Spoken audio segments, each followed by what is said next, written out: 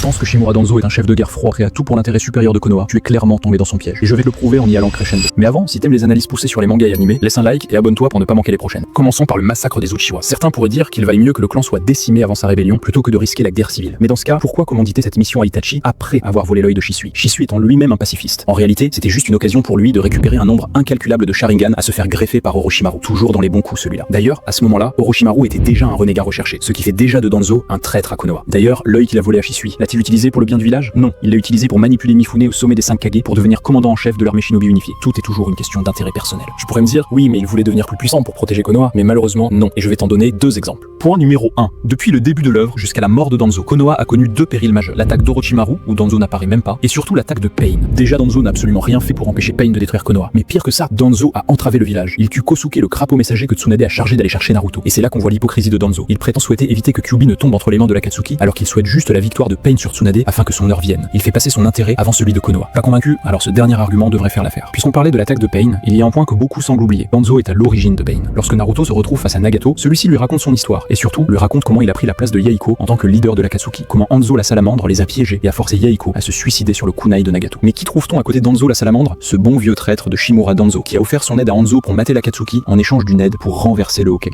En une action, il a donc créé Pain, le destructeur de Konoha, et agi en intelligence avec un terrible ennemi dans le but d'attaquer le village. Donc non, Danzo n'a jamais eu à cœur de protéger Konoha. Et d'ailleurs, petit point bonus, si tu veux vraiment le détester encore plus, Danzo est tout simplement celui qui a fait fuiter au village que Naruto est le Jinchuriki de Kyuubi. Donc toute l'enfance malheureuse et solitaire de Naruto, c'est de sa faute.